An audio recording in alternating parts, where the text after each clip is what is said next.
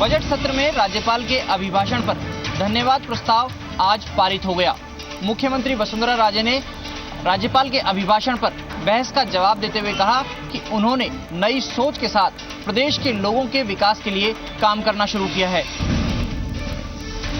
मुख्यमंत्री वसुंधरा राजे ने आज विधानसभा में राज्यपाल के अभिभाषण पर धन्यवाद प्रस्ताव पर हुई बहस का जवाब दिया। उन्होंने अपने भाषण में शिक्षा के साथ ही सड़क, कौशल विकास, बिजली, पानी, औद्योगिक विकास समेत तमाम बिंदुओं पर अपनी बात रखी। उन्होंने पिछली सरकार के 5 साल और वर्तमान सरकार के 2 साल के कामकाज की तुलना करके आंकड़े भी पेश किए। उन्होंने कहा कि विपक्ष के पास सरकार को कोसने के अलावा कुछ भी नहीं है। मुख्यमंत्री के भाषण के बाद उनके भाषण को सराहते हुए पीडब्ल्यूडी मंत्री यूनुस खान ने कहा कि सरकार युवाओं के लिए काम कर रही है, तो साथ ही सड़क सुधार और प्रदेश में निवेश लाने के लिए भी पूरे दिल से काम कर रही है। तो हमारा 2014-15 इसका कंपैरिजन किया मुख्यमंत्री जी ने, और चाहे वो सड़क हो, पानी हो, बिजली हो, शिक्षा हो, चिकित्सा हो, उद्योग हो, इन सभी में उनसे बहुत ज़्यादा काम किया। और उससे बड़ी बात यह है कि राजस्थान अब इन्वेस्टमेंट के लिए और टूरिस्ट के लिए सबसे बड़ा डेस्टिनेशन बनता जा रहा है।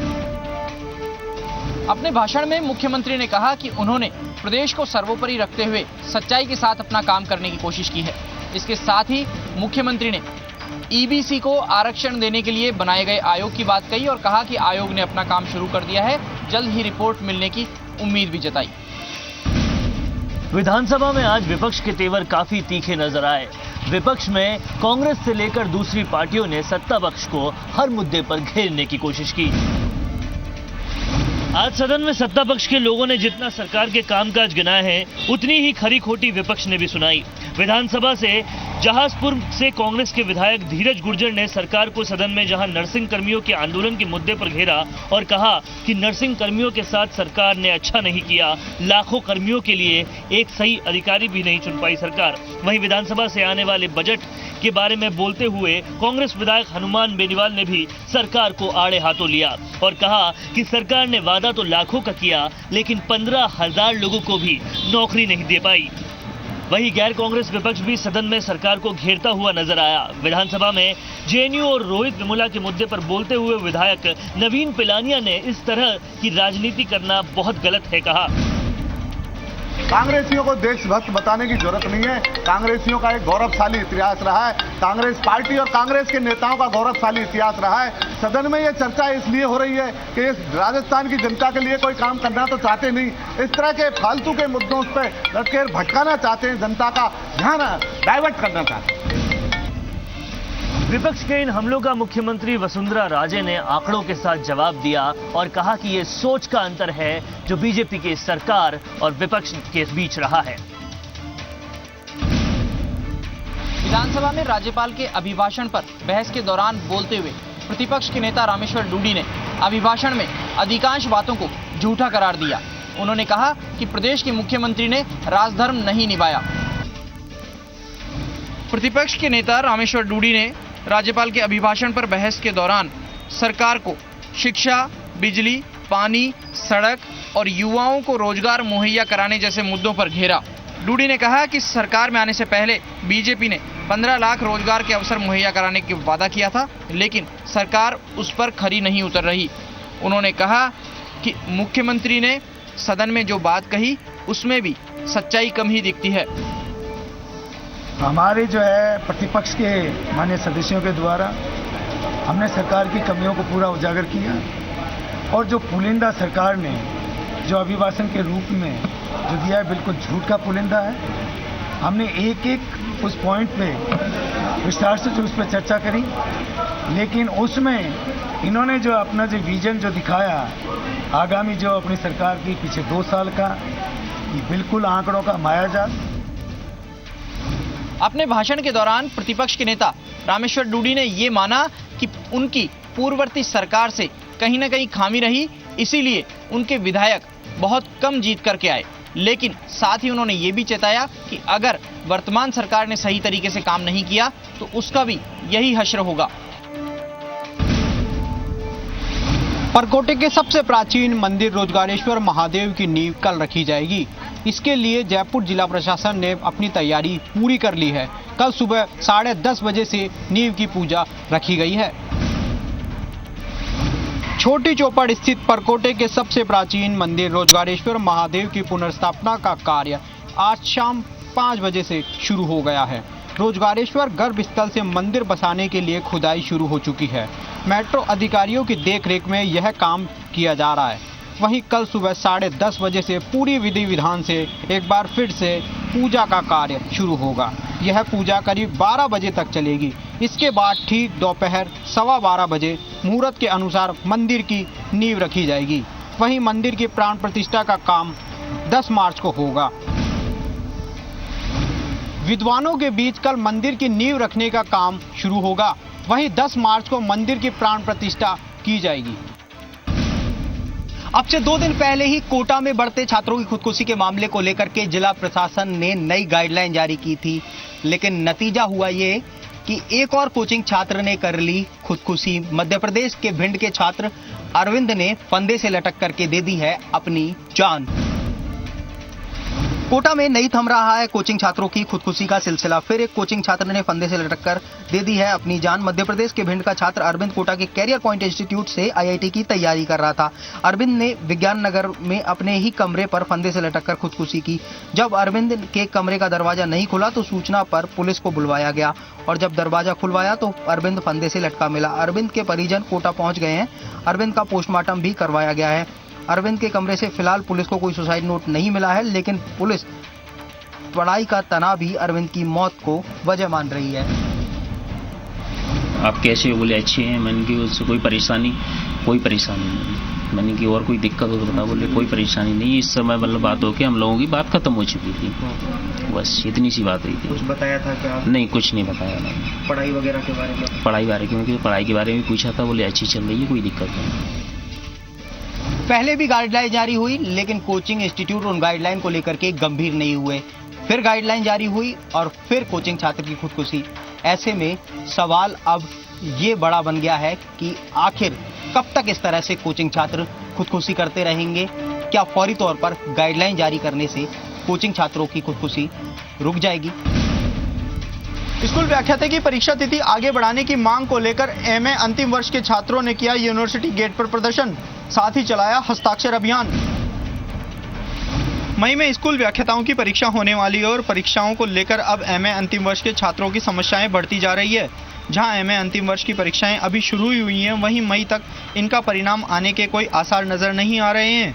वहीं आरपीएससी के नियमानुसार स्कूल व्याख्याता की परीक्षा से पहले एमए की डिग्री अनिवार्य है। ऐसे में इन अभ्यर्थियों के सामने समस्या यह खड़ी हो गई है कि अब एमए की अंतिम वर्ष की मार्कशीट कहां से लाएं हैं। इसी को लेकर आज राजस्थान विश्वविद्यालय के एमए अंतिम वर्ष के विद्यार्थियों की ओर से एक हस्ताक्षर अभियान चलाया गया, जिसमें मांग की गई कि स्कूल व्याख्याता परीक्षा की तिथि थोड़ी सी आगे बढ़ाई जाए। इसके साथ ही विद्यार्थियों ने शिक्षा मंत्री से मुलाकात कर परीक्षा की तिथि आगे बढ़ाने की भी मांग की। हमारी ये मांग है कि इन 45 दिनों या तो एग्ज़ाम एमए की डिग्री एग्ज़ाम रिजल्ट आने के बाद इसका एग्ज़ाम हो या इसकी तिथि बढ़ा दी जाए, स्कूल व्याख्याताओं की तिथि बढ़ा दी जाए। स्कूल व्याख्याता की परीक्षा जहां मई में होने वाली है, वहीं इन विद्यार्थियों के सामने समस्या खड़ी हो गई है कि परीक्षा से पहले वह एमए अंतिम वर्ष की मार्कशीट कहां से लाएं। इसी को लेकर लगातार प्रदर्शनों का दौर भी चला आ रहा है। सादनपुर में माध्यमिक शिक्षा बोर्ड की परीक्षा में खुलेआम नकल करवाने का आरोप। केंद्र अधीक्षक और अतिरिक्त केंद्र अधीक्षक पर लगा है आरोप। दोनों ने स्कूल में लगे सीसीटीवी पर चिपकाया कागज। सादलपुर तहसील के गांव चांदकोठी के सरकारी स्कूल में केंद्र अधीक्षक और अतिरिक्त केंद्र अधीक्षक पर बोर्ड परीक्षा में नकल करवाने का आरोप लगा है, जिसके बाद यहां बोर्ड की परीक्षाएं संदेह के घेरे में है।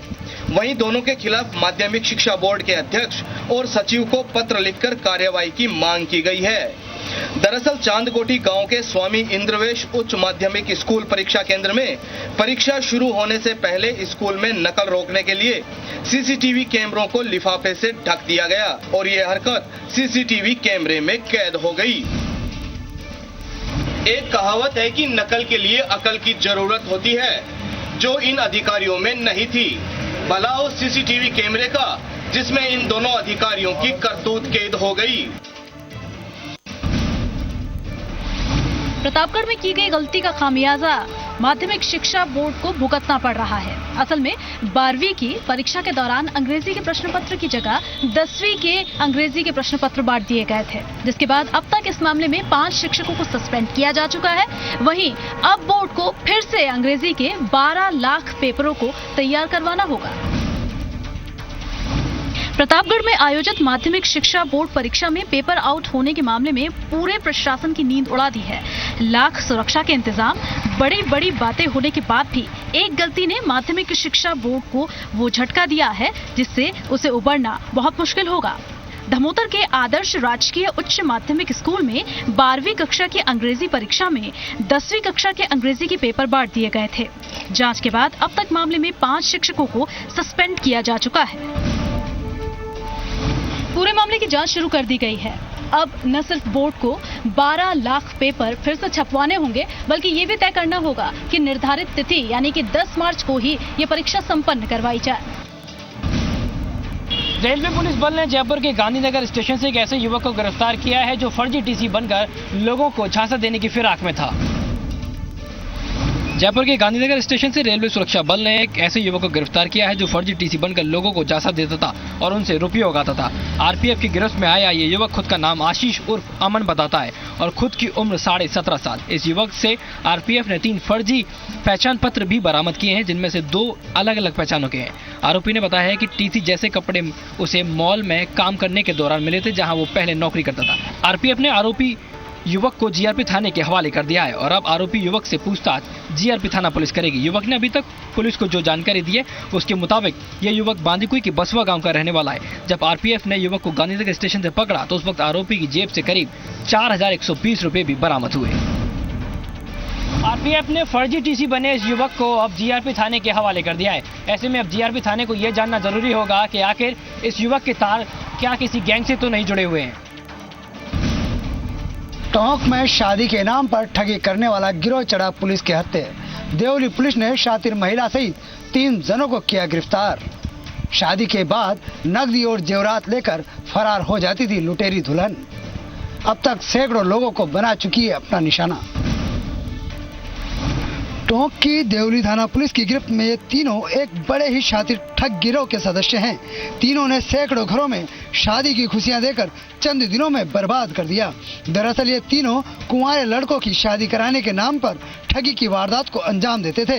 इस गिरोह के लोग समाज के अविवाहित पुरुष की तलाश कर उससे दोस्ती कर लेते थे और महिला का पारिवारिक सदस्य बनकर उस महिला से नाता विवाह कर देते थे। नाता विवाह और महिला के गहने बनाने के नाम पर पीड़ित के साथ जालसाजी कर लाखों रुपए की वसूली कर लेते थे और विवाह कर देने के बाद लगातार विवाहिता से संपर्क में रहते थे। मौका पाकर विवाहिता महिला को लेकर फरार हो जाते थे। अब तक सैकड़ों लोगों को ठगी का शिकार बना चुके इस गिरोह का पर्दाफाश उस समय हुआ जब चांदली गांव निवासी लाला राम गुजर ने देवली थाना पुलिस में रिपोर्ट दर्ज करवाई थी। चित्तौड़गढ़ जिले के भदेसर थाना क्षेत्र के रेवलिया खुर्द निवासी उर्मिला, रफीक और महेंद्र ने नाता विवाह के नाम पर गहने बनाने का हवाला देकर 1,60,000 रुपए की ठगी कर ली। मामले की गंभीरता को देखते हुए थानाधिकारी मोटाराम बेनीवाल के नेतृत्व में एक टीम गठन कर तीनों आरोपियों को उस समय गिरफ्तार कर लिया गया जब तीनों आरोपी महिला को लेकर फरार होने की ताक में थे। देवली पुलिस अब लुटेरी दुल्हन और शातिर बदमाशों से गहन पूछताछ में जुटी हुई है। अब प्रदेश के अन्य जिलों में की गई वारदातों के राज उगलवाने की कोशिश कर रही है। हाथ तोड़ पार्षद पहुंच गया है हवालात। महावीर नगर थाना पुलिस ने पार्षद ओम गुंजल को गिरफ्तार कर न्यायालय में पेश किया। न्यायालय ने 15 दिन के लिए पार्षद को पहुंचा दिया है सलाखों के पीछे। आपको बता दें कि कल ही कोटा में विद्युत विभाग के जेईएन के साथ में नगर निगम के भाजपा पार्षद ओम गुंजल ने मारपीट की थी और जेईएन का हाथ तोड़ दिया था। वजह सिर्फ इतनी सी थी कि लाइन फॉल्ट हो गई थी और जेईएन पहुंचने में 5 मिनट लेट हो गया था। और फिर क्या था, पार्षद महोदय को इतना गुस्सा आया कि उन्होंने आओ देखा ना ताओ पहले गाली गलौज से शुरुआत की और मारपीट करने लगे और विद्युत विभाग के जेईएन का हाथ तोड़ दिया। जिसके बाद जेईएन ने महावीर नगर थाने में मामला दर्ज करवाया। पुलिस ने राजकार्य में बाधा और मारपीट का मामला दर्ज कर आरोपी पार्षद को आज गिरफ्तार किया और न्यायालय में पेश किया, जहां से उसे जेल भेज दिया गया। उसको आज अरेस्ट करके कोर्ट में पेश किया। कोर्ट ने उनको न्यायिक हिरासत में भेज दिया। 15 दिन का जेसी। RSCB की कोई जो है एएन था, उसके साथ कोई मारपीट हुई थी। सत्ता का ये कैसा गुमान है जिसमें नेता कर देते हैं अधिकारियों के साथ मारपीट, और कहीं ना कहीं इससे सीधे तौर पर होती है पूरी राजनीति बदनाम। हिंडौन में 5 साल की दलित मासूम से रेप का मामला आया सामने। कंजौलियान का पुरा बस्ती का है मामला। अज्ञात लोगों के खिलाफ मामला हुआ दर्ज। हिंडौन सिटी के कंजौलियान का पुरा में 5 साल की मासूम के साथ दुष्कर्म का मामला सामने आया है। जानकारी के मुताबिक मासूम अपनी मां के साथ सो रही थी, तभी उसे कोई उठा ले गया और रात के अंधेरे में उसे हवस का शिकार बना लिया। अगले दिन सुबह बच्ची की हालत देखकर मां के होश उड़ गए और उसे अस्पताल में दाखिल कराया गया। 28 फरवरी को हुई इस वारदात के बाद बच्ची को किसी तरह अस्पताल पहुंचाया गया। इलाज कराने के बाद पुलिस में रिपोर्ट दर्ज नहीं कराई गई थी, लेकिन जब समाज के लोगों को पता चला तब जाकर थाने में शिकायत दर्ज कराई गई है। बालिका के परिजनों द्वारा रिपोर्ट 4 दिन देरी न दी गई थी। पुलिस ने इसमें त्वरित कार्रवाई करते हुए 3 टीमों का गठन किया और हमारे द्वारा इसमें लिप्त अभियुक्त की पहचान की जा चुकी है। दुष्कर्म की शिकायत मिलने के बाद पुलिस ने मासूम का मेडिकल कराया है। मेडिकल में दुष्कर्म की पुष्टि हो गई है और पुलिस आरोपियों की पहचान कर तलाश में जुटी है। श्री गंगानगर के गंगा नहर पर बना कालूवाला डैम अब मुसीबत बन चुका है। इसी वजह से जल संसाधन विभाग ने इसे असुरक्षित घोषित कर दिया है। खास बात यह है कि भ्रष्टाचार की बुनियाद पर बने इस डैम में अधिकारियों को चार्जशीट भी थमा दी गई है। श्री गंगानगर को सिंचित करने वाली गंग नहर फीडर पर 2 करोड़ रुपए से कालूवाला हैड शुरू होने से पहले ही जल संसाधन विभाग ने असुरक्षित घोषित कर दिया है। हैड पर बने क्रॉसिंग पुल पर दीवार बनाकर इसे बंद कर दिया है। साथ ही बोर्ड लगाकर आम लोगों को इसका उपयोग नहीं करने के लिए आगाह किया है। हालांकि विभाग ने हैड के डिजाइन में गड़बड़ी को लेकर 8 अधिकारियों को चार्जशीट दी है। इस हैड पर काम 2013 में शुरू होकर 2015 में पूरा हो गया था। कालूवाला हेड गंग नहर परियोजना का मुख्य शिवपुर हेड के बाद सेकंड यही है और इसके जो निर्माण कार्य है वो सारा उसमें भ्रष्टाचार है। ड्राइंग गलत बनी है, बेसिक जो प्लेटफॉर्म बनाया जाना था वो भी गलत बनाया गया। किसान इस पूरे मामले में लगातार अधिकारियों के खिलाफ कार्रवाई की मांग कर रहे हैं। उनका कहना है कि इस भ्रष्टाचार के दोषी अधिकारियों को बर्खास्त किया जाए। सबसे बड़ा सवाल सुरेंद्र पाल सिंह टीटी का है, जो इस पूरे मामले पर अब तक बोलने से बचते रहे हैं। सवाई माधोपुर रेलवे स्टेशन के जबलपुर जोन में जीएम के दौरे के दौरान कड़ी सुरक्षा। रेलवे प्रशासन को मिला था धमकी भरा पत्र। पत्र में दी गई थी कोटा रेलवे स्टेशन को उड़ाने की धमकी। जबलपुर जोन के जीएम रमेश चंद्रा के सवाई माधोपुर दौरे को लेकर मंगलवार देर रात किसी अज्ञात शख्स ने सवाई माधोपुर रेलवे स्टेशन में पूछताछ कार्यालय में एक धमकी भरा खत डाला गया था, जिसमें जीएम समेत डीआरएम सीमा कुमार और कोटा रेलवे स्टेशन को बम से उड़ाने की धमकी दी गई थी। खत मिलने के बाद रेलवे सुरक्षा एजेंसियां जीआरपी और आरपीएफ समेत स्थानीय पुलिस ने मामले की जांच शुरू कर दी है। इस बीच जबलपुर जोन के जीएम रमेश चंद्रा और कोटा मंडल डीआरएम सीमा कुमार ने कड़ी सुरक्षा के बीच स्टेशन परिसर का निरीक्षण कर व्यवस्थाओं का जायजा लिया। धमकी भरा पत्र किसने लिखा था, उसकी जांच अभी तक जारी है। हालांकि पुलिस के हाथ अभी तक खाली हैं। झुंझुनू के खानपुर मैराना शमशान भूमि मामले ने पकड़ा तुल। 2 गांवों के बीच हुई तनातनी। पिलरों को उखाड़ने के बाद हुई थी तनाव की स्थिति। खानपुर मैराना शमशान भूमि विवाद का मामला थमने का नाम नहीं ले रहा है। आपको बता दें कि खानपुर के ग्रामीणों ने शमशान भूमि पर मैराना के लोगों के लगाए लोहे के पिलरों को उखाड़ दिया था। मैराना के लोगों के साथ मारपीट की थी। जैसे ही मारपीट की खबर मैराना के ग्रामीणों को लगी थी तो आक्रोशित ग्रामीण मौके पर पहुंचे और खानपुर के लोगों से उनकी झड़प हो गई। सूचना पर पहुंचे पटवारी और नायब तहसीलदार ने समझाइश की कोशिश की, लेकिन कोई फायदा नहीं हुआ। असल में जिस शमशान भूमि के लिए विवाद चल रहा है वो खानपुर जोड़ के नाम से दर्ज है, लेकिन मैराना के लोग काफी सालों से इसका उपयोग कर रहे थे। इस जमीन के पास में ही खानपुर के कुछ लोगों ने घर भी बना लिए और तभी से विवाद की शुरुआत हुई थी।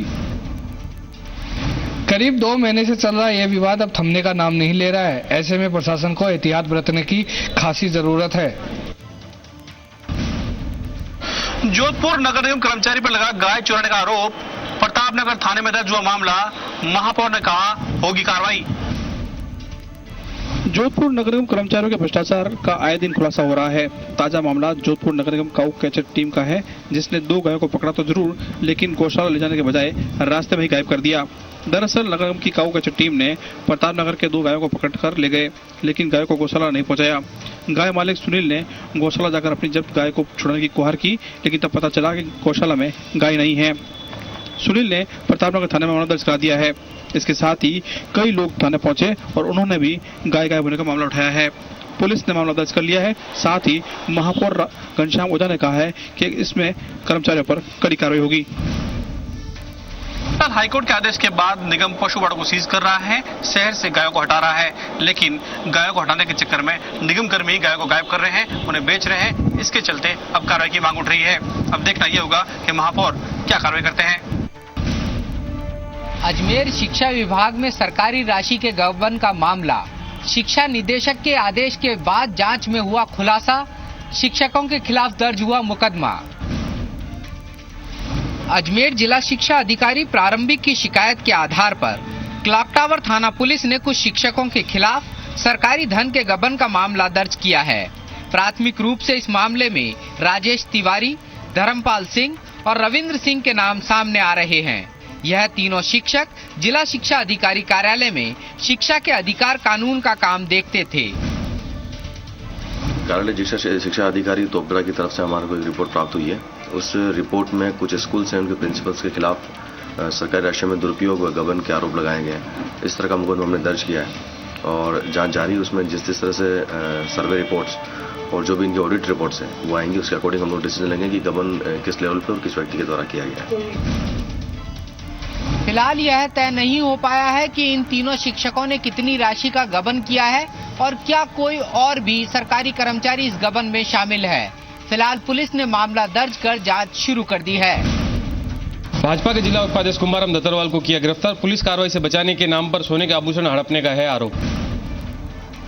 बाड़मेर पुलिस अधीक्षक पाई देशमुख के समक्ष बायतू निवासी इमो देवी पत्नी नरसिंहाराम ने एक परिवाद पेश किया, जिसमें बताया गया कि बायतू पुलिस द्वारा कुछ माह पूर्व पकड़े गए अमोनियम नाइट्रेट के मामले में पुलिस कार्रवाई से बचाने के नाम पर बाड़मेर भाजपा के जिला उपाध्यक्ष कुमाराम दत्तरवाल ने उनका ट्रैक्टर और कुछ सोने के आभूषण हड़प लिए। इस पर जिला पुलिस अधीक्षक ने नागाना थाना अधिकारी केसर गौर को पूरे मामले की जाँच के आदेश दिए, जिस पर नागाना थाना अधिकारी ने भाजपा जिला उपाध्यक्ष कुमाराम दत्तरवाल के घर पर दबिश देकर एक ट्रैक्टर और कुछ सोने के आभूषण बरामद किए हैं।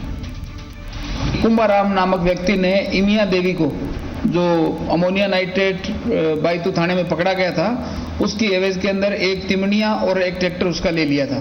ट्रैक्टर लेने के बाद में उसने 2 लाख रुपए की डिमांड की थी और ये केसर सब इंस्पेक्टर मौके पे गई थी, जिसने तिमनिया और ट्रैक्टर दोनों बरामद कर लिए हैं और मुलजिम इसको कुंभाराम को गिरफ्तार कर लिया है। जांच जारी है।